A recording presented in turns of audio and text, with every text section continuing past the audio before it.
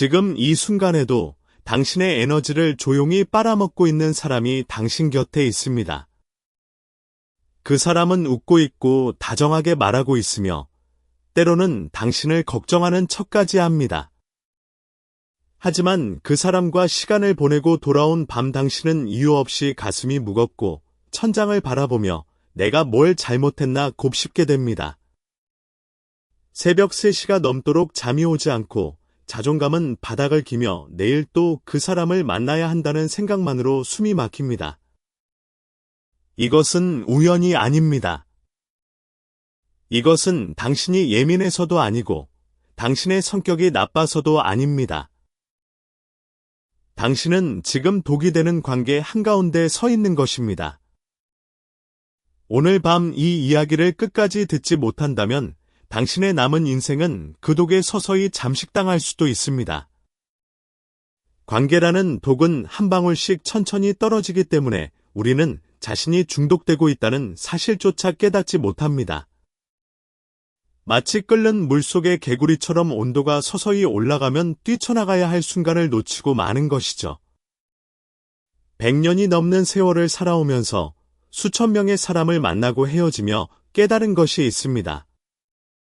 사람의 본성은 거대한 사건이 아니라 지극히 사소한 순간에 드러난다는 사실입니다. 중요한 자리에서는 누구나 천사의 가면을 씁니다. 타인의 시선이 작동하는 곳에서는 사회적 체면이라는 감시 장치가 켜지기 때문이죠. 하지만 아무도 보지 않는다고 생각하는 그 짧은 찰나에 진짜 얼굴이 튀어나옵니다.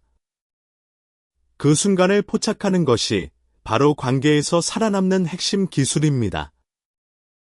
대학에 재직하던 시절 학생들에게 한없이 자상하고 학내 행사에도 늘 앞장서던 동료 교수가 한 분 계셨습니다. 누구나 존경하는 분이었죠. 그런데 어느 날 교직원 식당에서 그분의 진짜 모습을 목격했습니다. 배식하던 아주머니가 국물을 조금 흘렸는데 그 순간 그분의 눈빛이 얼음장처럼 변하더군요. 짧은 한마디에 담긴 멸시와 경멸은 학생들 앞에서 보여주던 온화한 미소와는 완전히 다른 사람이었습니다.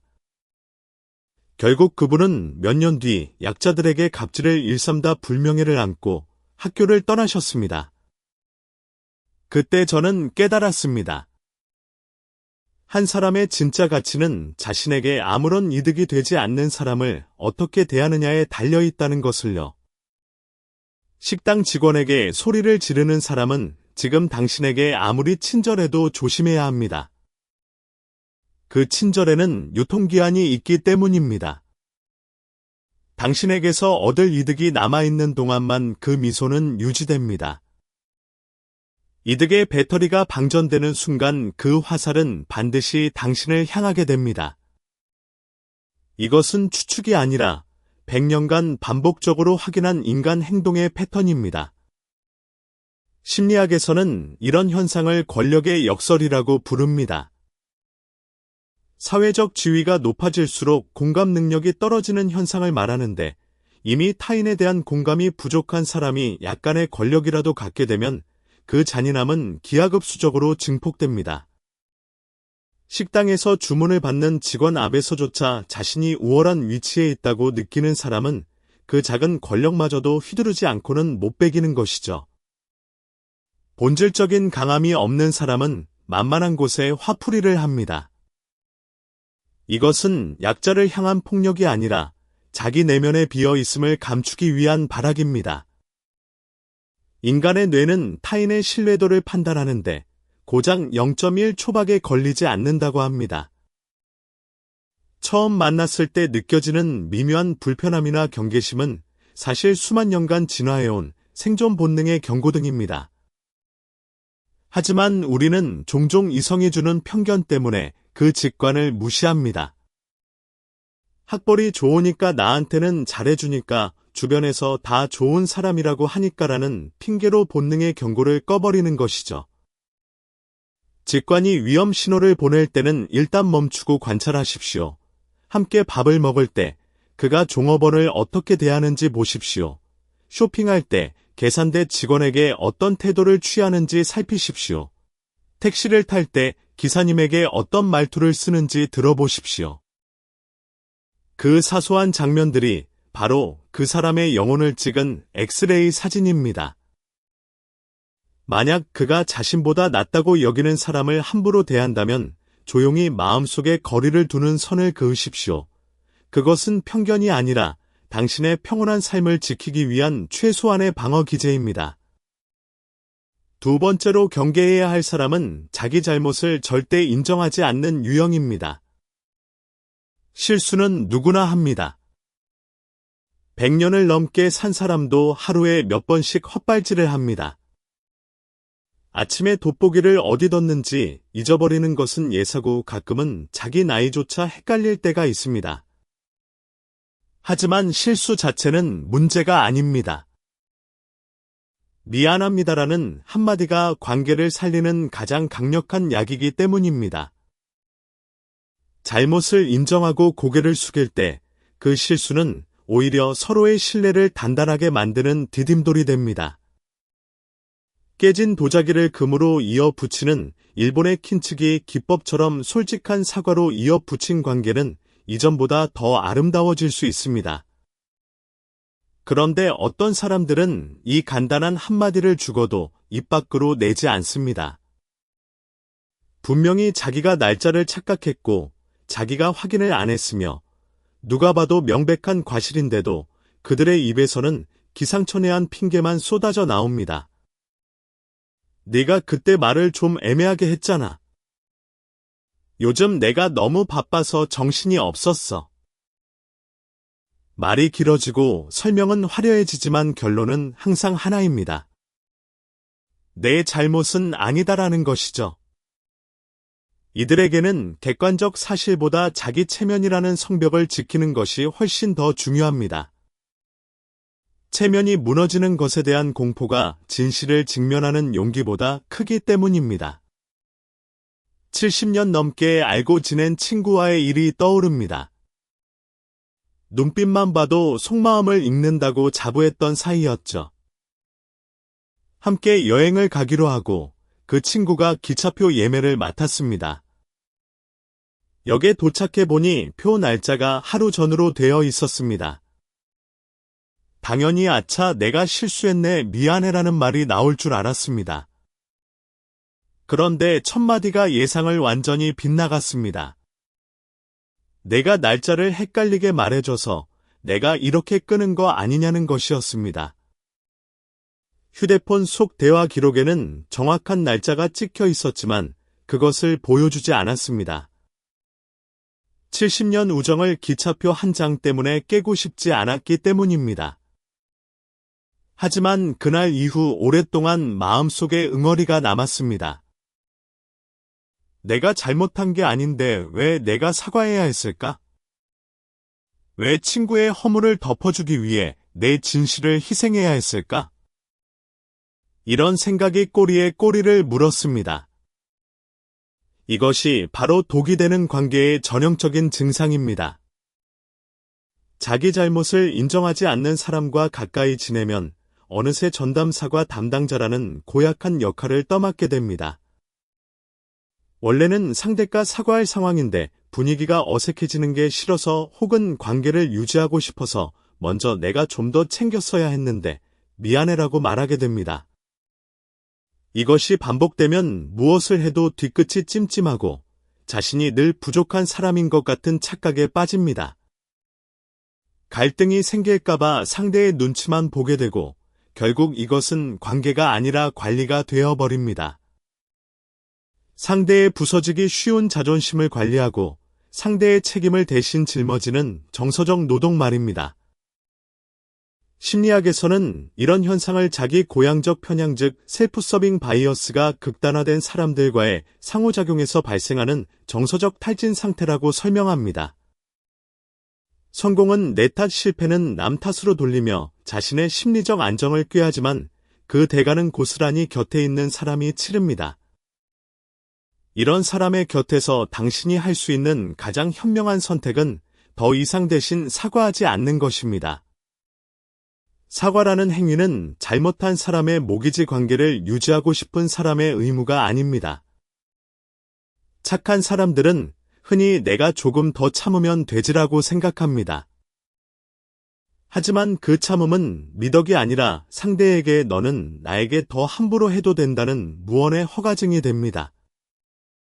한 발 양보하면 두 발을 요구하고 한 번 대신 사과하면 다음번에도 죄책감을 수거해 가기를 기대합니다. 한쪽으로 급격히 기울어진 시소 위에서 불안하게 버티지 마십시오. 그것은 우정도 사랑도 아니라 일방적인 희생입니다. 70년 우정이라 해도 그 우정이 나를 부정하게 만든다면 그것은 더 이상 살아있는 관계가 아닙니다. 잘못을 인정할 줄 모르는 사람과는 적당한 거리를 두는 연습을 시작하십시오. 그것이 나 자신을 존중하는 첫 번째 걸음입니다. 세 번째로 주의해야 할 유형은 대화를 독점하는 사람입니다. 인간관계에서 우리가 느끼는 상처가 가장 깊이 패는 순간은 누군가와 크게 다툴 때가 아닙니다.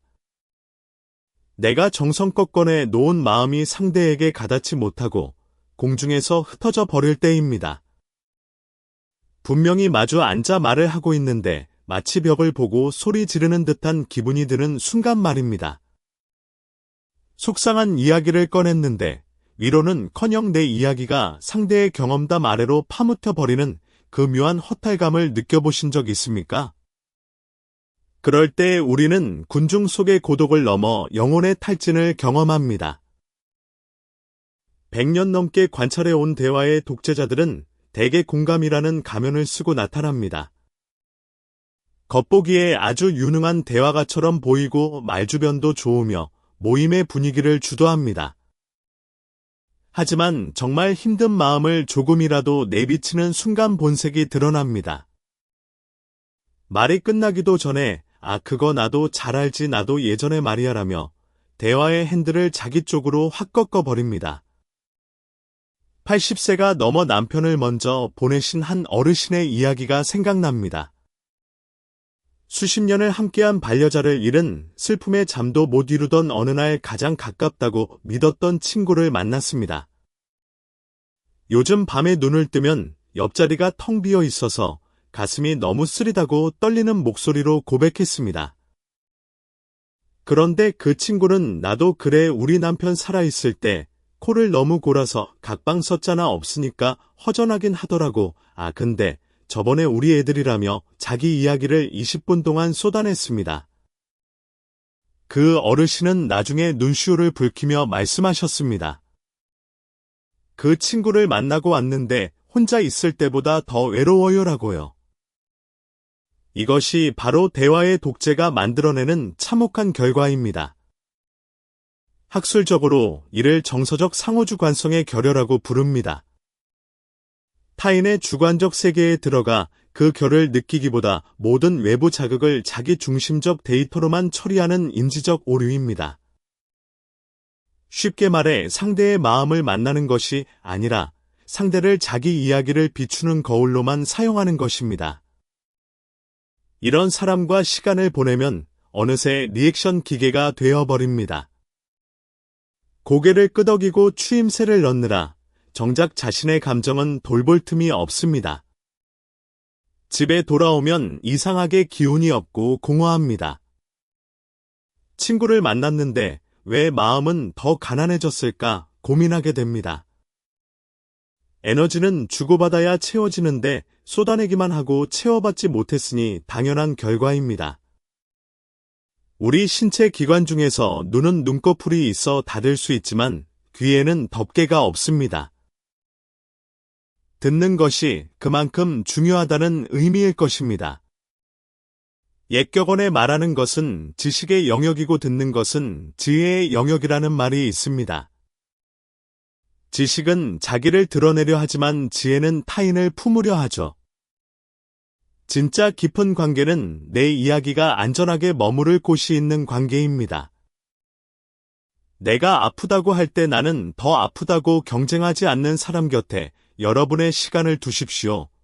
공감이 부족한 사람들은 대화를 경쟁으로 착각합니다. 무릎이 아프다고 하면 자기는 연골이 다 닳았다고 응수하고 잠이 안 온다고 하면 자기는 사흘 밤을 꼬박 새웠다고 자랑하듯 말합니다. 불행 배틀이라도 열린 것 같은 이 기묘한 대화 속에서 여러분의 감정은 점점 숨어버립니다. 결국 아무 말도 꺼내고 싶지 않게 되고 자신의 고통이 하찮은 것처럼 느껴지기 시작합니다. 이것은 매우 위험한 신호입니다. 자신의 감정을 표현하지 못하게 되면 그 억눌린 감정은 몸으로 향하기 때문입니다. 원인 모를 두통이나 소화불량이나 만성 피로가 찾아오고 병원에서는 아무 이상이 없다고 하지만 몸은 계속 아프다고 신호를 보냅니다. 그것은 당신의 영혼이 보내는 구조 요청입니다. 문제는 여러분의 표현력이 아니라 상대방이 가진 마음의 그릇 크기입니다. 간장종지에 바다를 담을 수는 없습니다. 상대가 처음부터 받을 준비가 되어 있지 않다면 여러분의 귀한 진심을 그 좁은 곳에 쏟아볼 필요가 없습니다.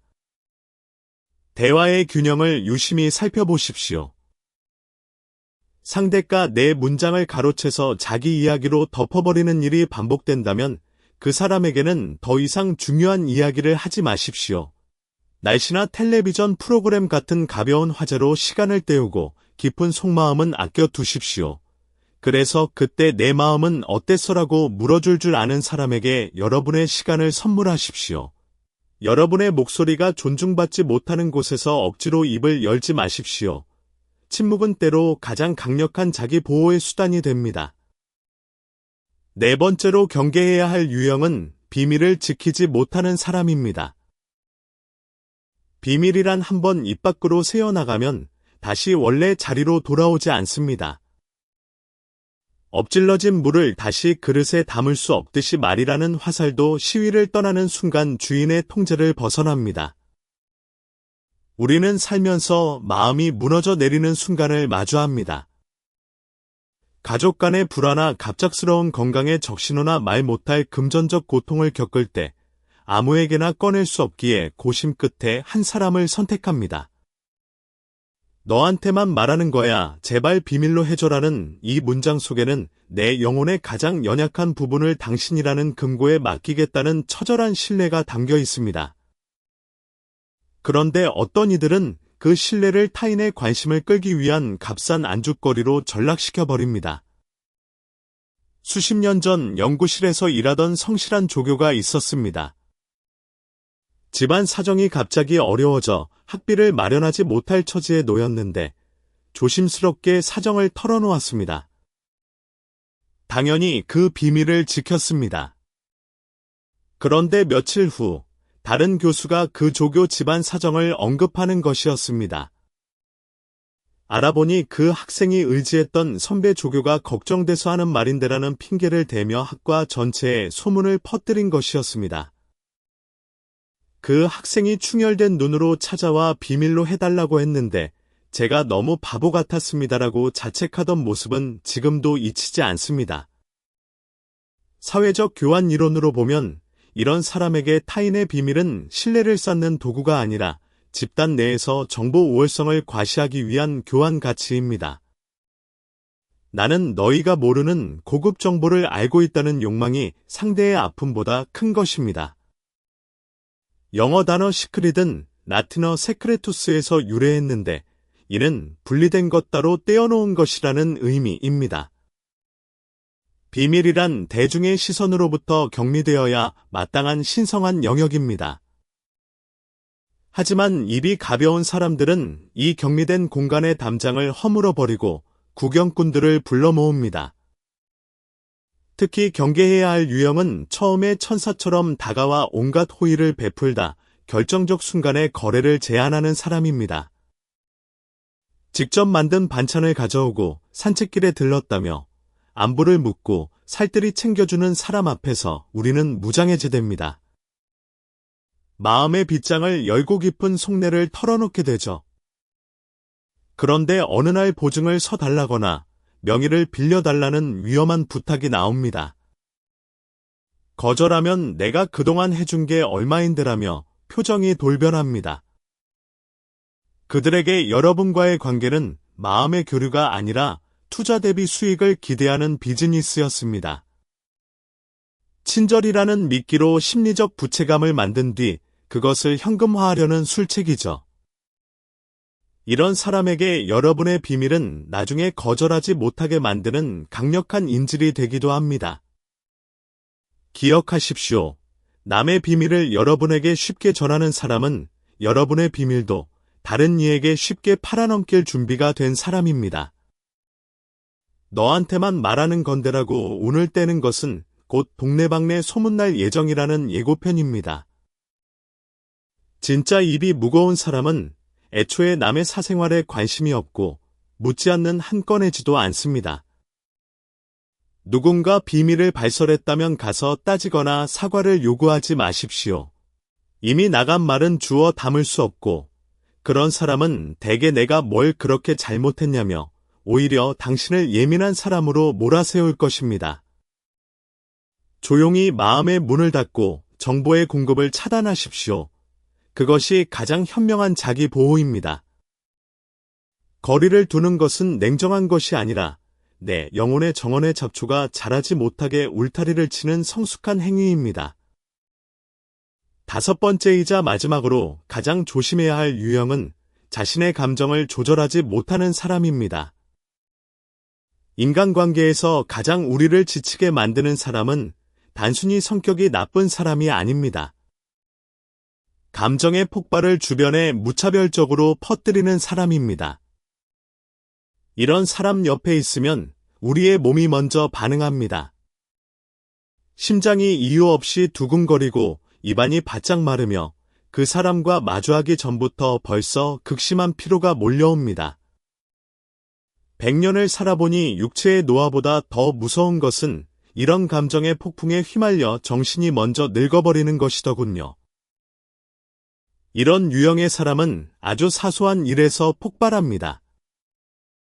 식당에서 커피가 5분 늦게 나왔다고 직원에게 날선 독서를 퍼붓거나 운전 중에 누군가 끼어들었다고 세상이 무너질 듯 분노를 쏟아냅니다.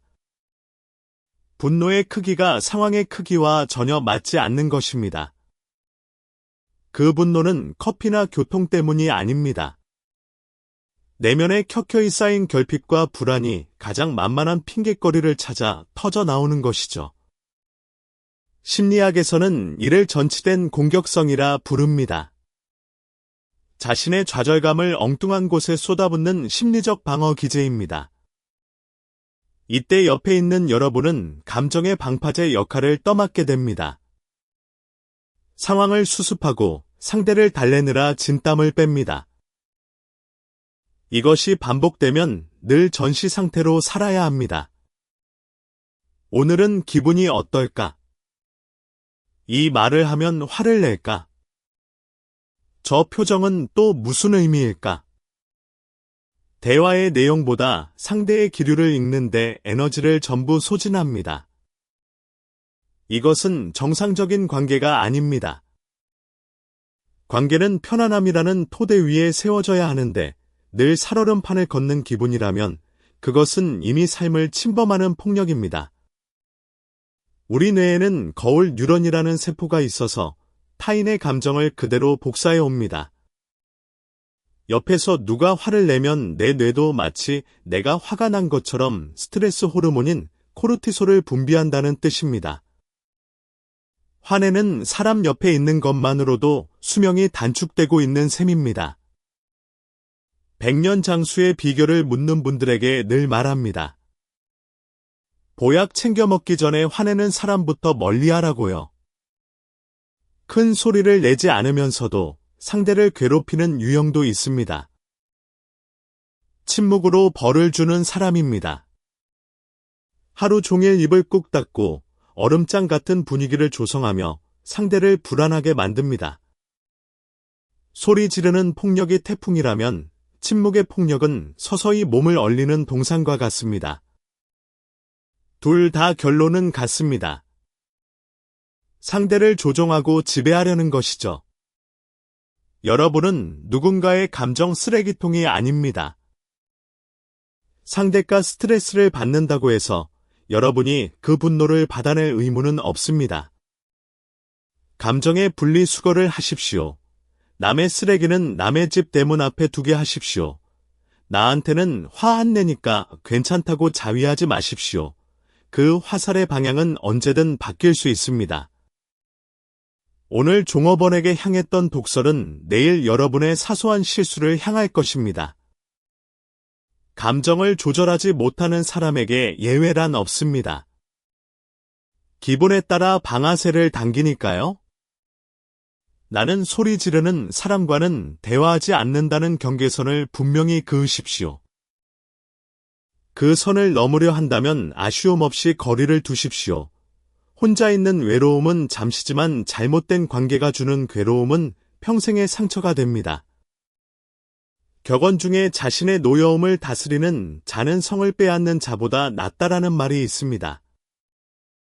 성을 빼앗는 것은 전략과 힘으로 가능하지만 자기 안의 괴물을 다스리는 것은 지혜와 인격이 필요합니다.